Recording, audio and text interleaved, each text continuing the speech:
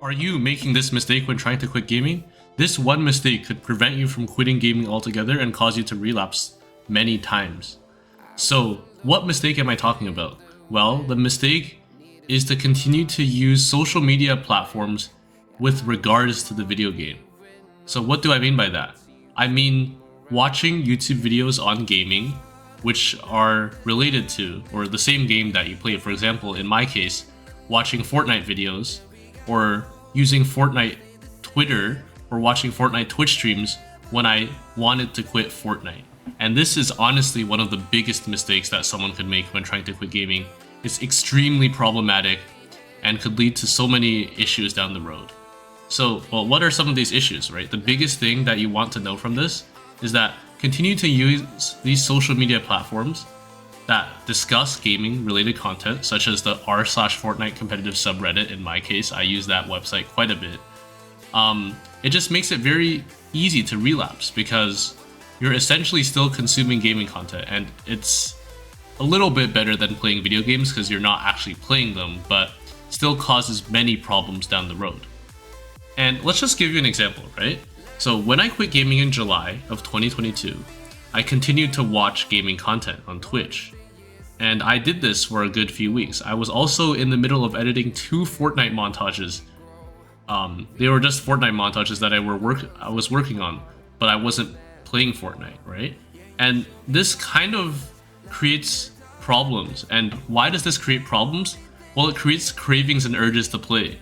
Because you kind of want to play the game the entire time you're watching the gaming content and you see this game.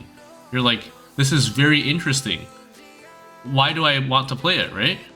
And yeah, having this kind of mindset just really makes it honestly very easy to get back into gaming, especially, and I mean a relapse, right? I don't mean just playing for fun. And yeah, like, it's just really like intriguing when you've seen all these Twitch streamers. They're right there playing. They look like they're having so much fun. The pure joy on their faces as they get an elimination on Fortnite. And then you kind of just like start reminiscing about the time that you played gaming, right? Or you played video games. In my case, it was Fortnite. Like when I watch those Twitch streamers, I'm like, wait, I'm missing out on so much in life. I seem to have found true happiness when I was playing video games. When I watch the Twitch streams, of course. But this is far from reality, right? That's the one thing you got to realize. And yeah, honestly, when you're watching Twitch streams, okay, people make this argument about gaming. They're saying how gaming is simply no different from watching Netflix or watching sports or using social media. And to an extent, that's true. But you have to realize that the point of quitting gaming is not to find activities that are basically also just activities which don't move you forward in life. And I'm not saying that you should be 100% productive in your life. There's always time for hobbies as long as you don't make them an addiction like I did with video games. So the way I look at this, right? The whole point of quitting gaming is to remove the obstacle that prevents you from moving forward in life. Think of it like this. There's a large boulder just in the middle of the road. And in order to get past this boulder, you have to push it to the side, right? Or you have to use a bulldozer to break this boulder, or however you want to break it, right? And you can see video games as an obstacle in the road preventing you from reaching your future goals and striving for achievement and feeling true fulfillment. And in the case of an addiction, that's truly what it is. Of course, it's kind of a horrible analogy. I don't know, I just came up with that on the spot, right? But you have to think of it like that. And with this boulder in the way, you're never going to get past it if you don't cure your video game addiction. And by cure, I mean quitting video games permanently, or at least making it so that video games aren't a large part of your life. And why did I say quitting video games permanently? Well, this is the approach that I took, and it's honestly worked very well. But there's a lot of nuances to this where you can't just do it simply by like, oh, I'm just going to quit video games. Just saying that isn't enough. Even quitting video games isn't enough. You have to build a life where you don't need video games. You have to build a life. I think Healthy Gamer uses this term. I think it's competing interests. And I really like the way that he uses his term because you have to see, okay, the first thing you have to do, you actually have to get rid of gaming for around like a dopamine detox, I guess, but like a 90-day detox for gaming. That's what's recommended by game quitters. And the reason why you want to do this is because right now, gaming is the most fun thing in your life. And it's going to continue to be fun because of the pure amount of dopamine that you get when you play video games. So in order to counter that, you need to first take a break, let your dopamine levels get back to around normal, right? But during this time, you have to start integrating new activities into your life, new hobbies, new interests, new passions, whatever that may be. And that's what I mean by competing interests, right? So for example, in my case, my competing interest for gaming is cubing, right? And initially, this doesn't seem very productive, right? But the reason why I chose cubing is because it's a pretty fun hobby and doesn't have the same addictive nature compared to gaming. And you can think of it like this, right? Video games, for example, Fortnite. I saw this article like a few days ago, but this is actually from a while ago. But like the FTC, the Federal Trade Commission, I think they've actually sued Fortnite for $540 million. Something about having like something in like causing customers, like tricking them into buying products. And I know exactly what they're talking about because I actually ran into this once when I was buying something from the Fortnite item shop. When you click purchase, it instantly buys it. There's no confirmation. Oh, do you want to purchase this item? Or are you sure you want to purchase this item? It just buys it for you, right? And you have to realize that activities like cubing or just literally anything, reading a book, going to the gym, these activities, there's no psychologist hired, behavioral psychologists that cause you to want to do this activity more. Like even with like cubing, right? Like cubing, there's no one that's creating these. Well, there are people creating the cubes, but their goal isn't necessarily to get you more addicted to it. Or if you think of like reading the book, obviously there's like psychological tactics involved sometimes. Like I know this is the case with some books. Like obviously they want to keep you hooked, but this is not on the same level as video games. Video games are very overstimulating in general, and that's why you want to take a break from them, right? And during this break, you should really find fulfilling activities that really you like truly resonate with, right? And this takes a lot of trial and error, let me tell you, because when I quit gaming, I still watch Twitch, right? I still was in Fortnite Discord servers, and I didn't really have many opportunities to explore new activities. But the one thing I did pick up was cubing, and later on I followed it up with other activities like baseball. And yeah, just finding these kinds of activities is what you really need, not other forms of entertainment that basically serve the same purpose as gaming. And quitting Twitch, right? So how do you do this? It's really not that easy. Look, I'm gonna be honest, I haven't fully done it because sometimes I still watch a little bit of Twitch, sometimes like Fortnite, but it's a really bad habit of mine. And I usually don't really do it for like, it's like maybe once every month or something like that. I'm not really like hooked onto it or anything, right? So the key is, the goal isn't actually to quit. Like with gaming, with Fortnite, you can actually quit it entirely and it works perfectly fine. But with like social media, like it's not a realistic goal to quit social media for the rest of your life forever, right? You have to just simply build a life where social media isn't of the utmost importance. And in this case, like the gaming discourse, right?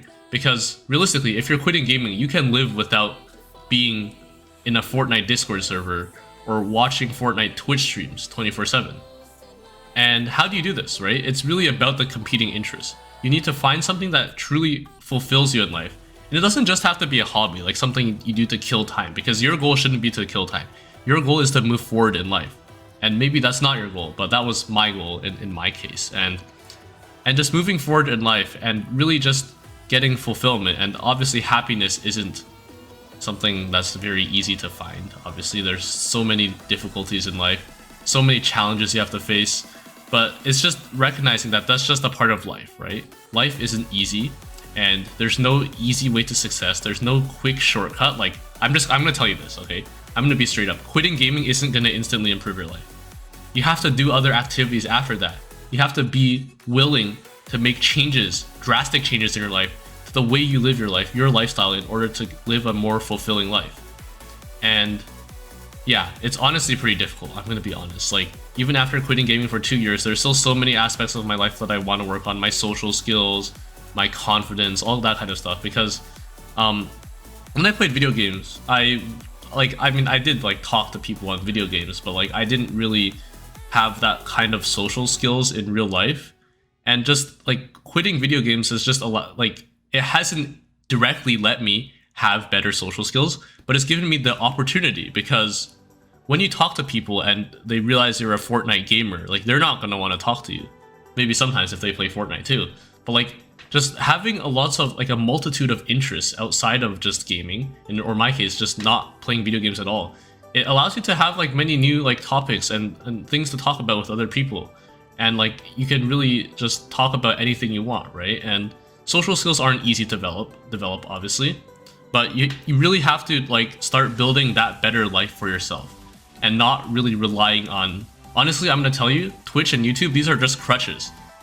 If you're not gaming and you're watching Twitch and YouTube, like it's a little bit better, but you're still not getting that far.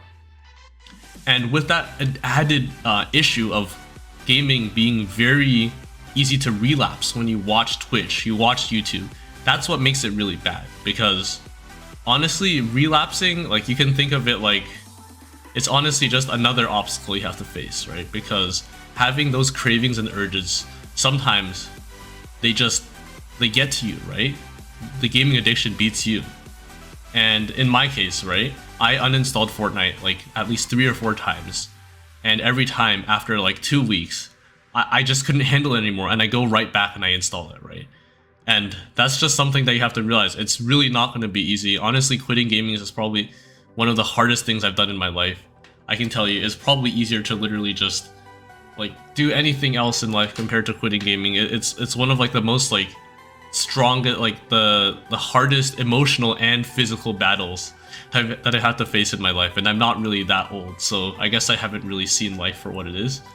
But yeah, that's just the thing. And especially, just keep in mind that this video is really for people who are struggling with a video game addiction. A lot of people, if they're just playing video games just a little bit, like you just play with your like IRL friends and you just do it to like chill and have a good time. I'm not saying there's anything wrong with that. But like when gaming starts to take over your life, you really have to just be cognizant that like this is a really big issue. And this is an issue that you need to address immediately. It's not something that will go away with time, right? Like I was just like searching up videos about quitting gaming like a few days ago, and I came across a clip from Summit1G, who's like a Twitch streamer. And like in the video, he asked like another kid, like, when are you gonna like stop? At what age are you gonna stop gaming? Because the kid said something about how like he was 40-year-old and still gaming. And then like when I'm seeing this, I'm like kind of just thinking like, it's not really what age are you gonna stop gaming. If you're addicted to video games, you can't stop them. It's very difficult. Like it's honestly like it's actually very different from other addictions because it's a form of like behavioral addiction. Think of like gambling addiction stuff. Because there's no real substance at play. This is not alcohol. This is not like drugs where there's actual substances going into your body. It's more of just like an emotional battle, a battle with your brain, because your brain is kind of all messed up from the insane amount of dopamine that you get, right? And yeah, just keeping that in mind, that yeah, to sum up this video, I'm basically saying that the biggest thing you have to do, you got to get rid of these social media platforms that talk about video games. And I'm not saying get rid of the social media platform immediately. I'm talking specifically about stuff related to these games. So for example, let's take what I did, right? In Discord, I had to leave basically every single Fortnite related Discord server I was in. For Twitter, I unfollowed all the Fortnite content creators. I think I actually deleted my Twitter account too. I have a new Twitter account now, but I deleted it for the time being. And for YouTube, I unsubscribed from all Fortnite content creators.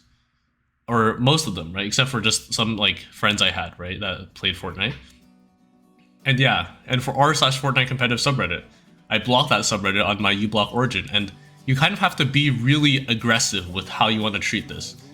But you also have to realize that just because you've blocked Twitch doesn't mean you'll actually find fulfillment immediately in life. You might not even find activities to do for months.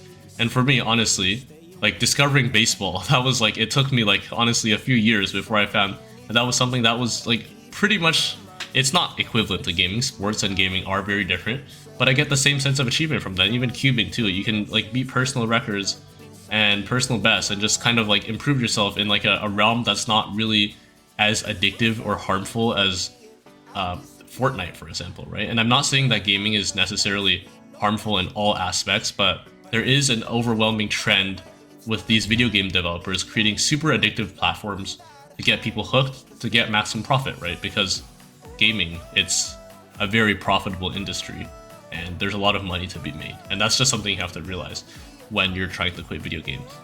And yeah, if that video was helpful, consider liking, subscribing, and commenting down below.